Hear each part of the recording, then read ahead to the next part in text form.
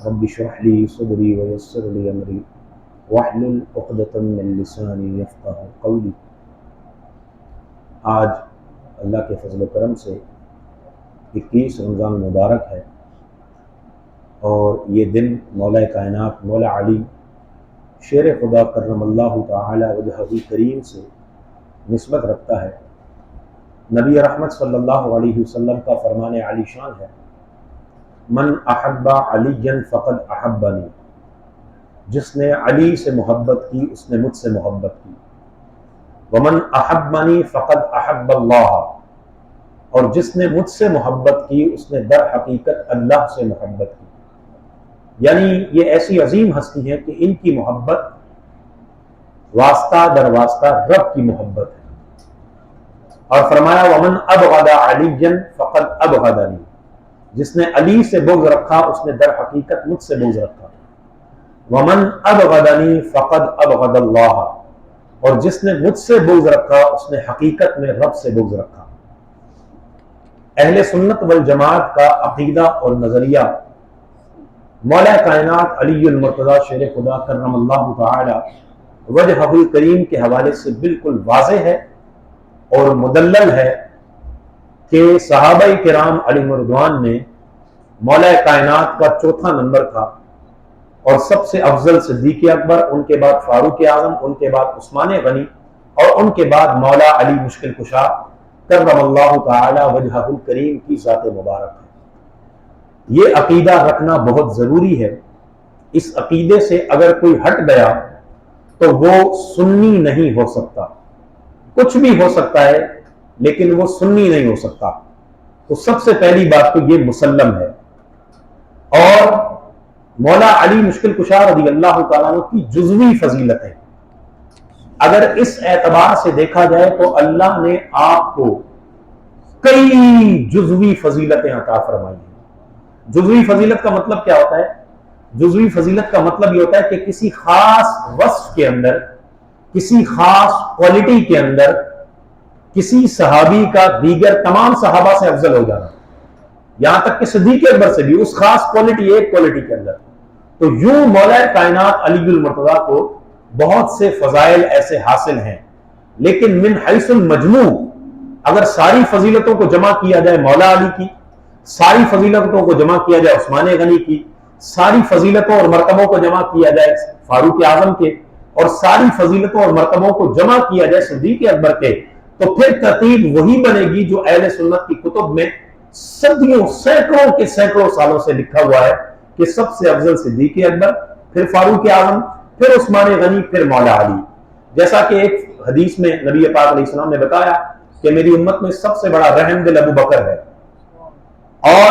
دین کے معاملے میں سب سے زیادہ شدت والا عمر ہے۔ یہاں فاروق اعظم رضی اللہ عنہ سب سے اوپر چلے گئے اس چیز کے اندر کہ دین کے معاملے میں آپ شدت والے تھے، اور فرمایا حیا کے اعتبار سے میری ساری امت میں زیادہ حیا وہ عثمان غنی کے اندر ہے، اور فیصلہ کرنے کے اعتبار سے سب سے بڑھ کر صلاحیت اور کوالٹی اور فضیلت مولا علی کو عطا کی گئی ہے۔ فرمایا میراث کے مسائل میں میری پوری امت میں سب سے افضل حضرت زید بن ثابت کی ذات مبارک ہے۔ اسی طرح میری امت میں جو قاری ہیں، بڑے بڑے قاری ہوں گے، صحابہ میں بھی بڑے بڑے قاری ہوں، لیکن ان میں سب سے بڑھ کر جس کو قرات کے اندر اللہ نے فضیلت اور مرتبہ عطا کیا، حضور نے فرمایا وہ ابی بن کعب رضی اللہ تعالیٰ۔ تو یوں نبی رحمت صلی اللہ علیہ وسلم نے خود بھی اسپیشلٹیز کو بیان کیا ہے، اور اس میں کوئی حرج نہیں ہے۔ لیکن یہ کہنا کہ چند فضیلتوں کو دیکھ کر ہم یہ ثابت کر دیں معاذ اللہ کہ حضرت علی سارے صحابہ سے، صدیق اکبر سے بھی، فاروق اعظم سے بھی، عثمان غنی سے بھی افضل ہو گئے، تو یہ جہالت ہے اور گمراہی ہے۔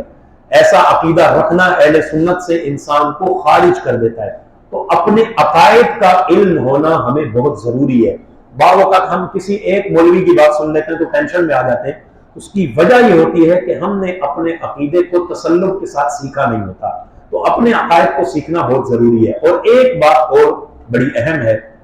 کہ مولا کائنات مولا علی مشکل کشا کرم اللہ تعالی وجہہ الکریم کی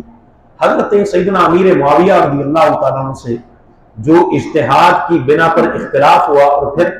جنگ ہوئی، لیکن بعد میں صلح ہو گئی۔ جب صلح ہو گئی تو علماء نے صدیوں سے ہی اپنی کتب میں، صحابہ کے دور کے بعد سے ہی جب کتب لکھی گئی تو یہ بات واضح طور پر لکھی گئی کہ صحابہ کے آپسی مشاجرات، یعنی جو آپس کے اس طرح کے اختلافات ہیں، ان کو بلا وجہ شرعی ڈسکس کرنا ناجائز اور گناہ ہے۔ اس کی عقلی دلیل ویسے بھی سمجھ میں آتی ہے، کسی کی ماں اور باپ کی لڑائی ہو جائے اور بعد میں صلح ہو جائے تو کبھی وہ روڈ کے اوپر کھڑے ہو کر اپنے دوستوں کو نہیں بتاتا، تو ماں اور باپ کا مرتبہ تو بعد میں ہے، ان صحابہ کے رتبے کو اللہ نے ان سے بھی افضل قرار دیے، تو ان کے ان اختلافات کو ڈسکس کرنے کی ہرگز اجازت نہیں ہے کہ ہر بندہ منہ اٹھا کر شروع ہو جائے۔ صحابہ بڑے عظیم ہیں، صحابہ کی ایک لمحے کی نیند ہماری 1 سال کی عبادت سے بھی افضل و اعلیٰ ہے، ان کے رتبے ایسے عظیم ہیں۔ تو ان کا جو اختلاف تھا وہ کس وجہ سے ہوا؟ حضرت عثمان غنی رضی اللہ عنہ کو جب شہید کیا گیا تو جس مقام پر آپ کو شہید کیا گیا وہاں وہ شہید کرنے والا شخص تھا اور عثمان غنی تھے، تیسرا کوئی بندہ موجود نہیں تھا، کیونکہ وہ روشن دان سے اندر آیا تھا اور گھر میں آ کر اس نے آپ کو شہید کر دیا اور پھر وہ بھاگ گیا۔ اب جب اس معاملے کی تحقیق کروانے کی کوشش کی گئی تو بلوائی جو ہزاروں کی تعداد میں عثمان غنی کے خلاف تھے، ان میں سے ہر ایک یہ بکواس کرنے لگا کہ میں نے شہید کیا، مجھے پھندے پہ چڑھا دو، مجھے پھندے پہ چڑھا دو، اور یہ بات کنفرم تھی کہ شہید کرنے والا کوئی ایک ہی ہے، سب نہیں ہے۔ اب شہید کسی ایک نے کیا لیکن اس کا پتہ نہیں چل رہا، تو مولا علی مشکل کشا رضی اللہ عنہ کا نظریہ یہ تھا کہ ابھی خلافت کے معاملات اسٹیبل کر لیں، کہاں کون کون گورنر ہے، کون کون کس کس علاقے میں مقرر ہے، اس کو چیک کر کے برقرار رکھنا ہے تو برقرار رکھا جائے، ہٹا کر دوسرا لانا ہے تو دوسرا لایا جائے۔ ان معاملات کو دیکھنے کے بعد پھر تحقیق کر لیں گے کہ کون اصل عثمان غنی رضی اللہ عنہ کو شہید کرنے والا ہے، اگر وہ ہاتھ لگ گیا تو اس کو سولی پر چڑھا دیا جائے گا۔ یہ آپ کا نظریہ تھا، اور حضرت امیر معاویہ رضی اللہ عنہ عثمان غنی کے قریبی رشتہ دار تھے، اسبا تھے، تو آپ کا یہ مطالبہ تھا کہ حضور آپ خلیفہ بن گئے اب مولا علی سے، تو اب آپ سب سے پہلا کام یہ کریں کہ انصاف کو قائم کریں، اور جو قاتل ہے اس کو پھانسی پر چڑھائیں، مطلب یہ کہ اس کو سزا دیں، قصاص میں اس کو بھی قتل کریں۔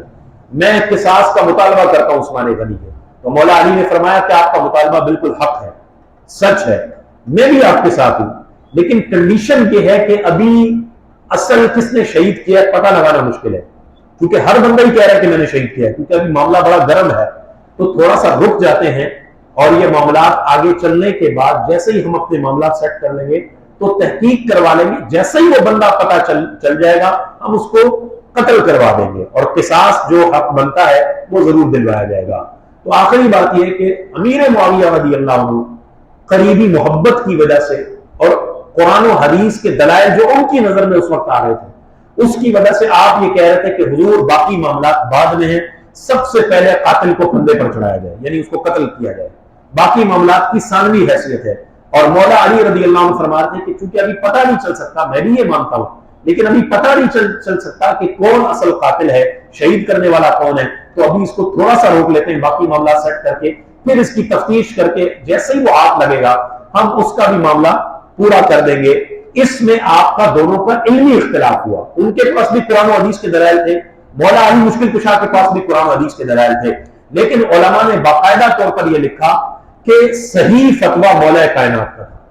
حضرت علی کا فتویٰ صحیح تھا کہ فی الحال رک جاتے ہیں، بعد میں اس معاملے کو دیکھ لیں گے، اور امیر معاویہ رضی اللہ عنہ نے بھی قرآن و حدیث کے مطابق فتویٰ دیا، تو اس میں ان سے اجتہادی خطا ہوئی جس پر کوئی گناہ نہیں ملتا، بلکہ اجتہادی خطا پر بھی اللہ ایک ثواب عطا فرماتا ہے۔ مولا علی کو اس فتوے پر ڈبل اجر اللہ نے دیا، اور امیر معاویہ رضی اللہ عنہ کو بھی ایک ثواب ملا، گناہ نہیں ملا۔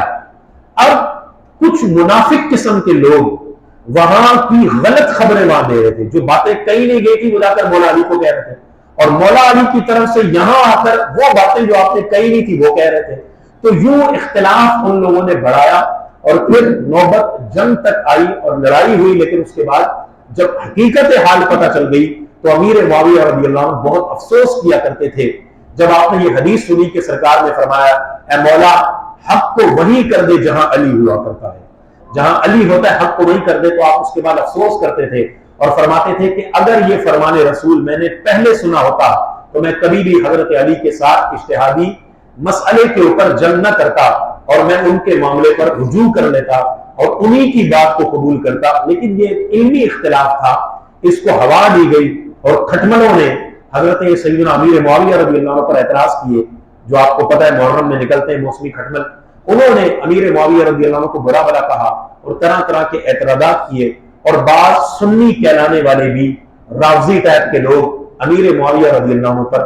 اعتراض کرنے لگے۔ تو یہ پہچان ہمیں ہونا ضروری ہے کہ ہمارے عقائد کیا ہیں، اور ان تمام باتوں کے اوپر دلائل سے کتب بھری پڑی ہیں۔ اللہ کریم جل وعلا ہم سب کو مولا کائنات شیر خدا کرم اللہ تعالی وجہہ الکریم کی حقیقی محبت نصیب فرمائے۔ لیکن آخری بات عرض کر دوں، حضور نے یہ فرمایا تھا کہ اے علی، کچھ لوگ تیرے بغض میں گمراہ ہوں گے اور کچھ لوگ تیری محبت میں غلو کر کے گمراہ ہوں گے۔ تو کچھ لوگ یہ کہتے ہیں کہ ہم علی علی کر رہے ہیں، اس وجہ سے امیر معاویہ کے خلاف ہیں، وہ مولا علی کی محبت میں وہاں چلے گئے جہاں شریعت نے اجازت نہیں دی تھی۔ اور کچھ لوگ معاذ اللہ حضرت علی المرتضیٰ کرم اللہ تعالی وجہہ الکریم کو پہلے دور میں بھی برا بلا کہتے رہے، اور خوارج کی ایسی جماعت رہی۔ اللہ کریم اہل سنت کو دوام اور استقامت عطا فرمائے، ہم سب کو اہل سنت کے نظریات پر قائم و دائم فرمائے، آمین بجاہ نبی الامین صلی اللہ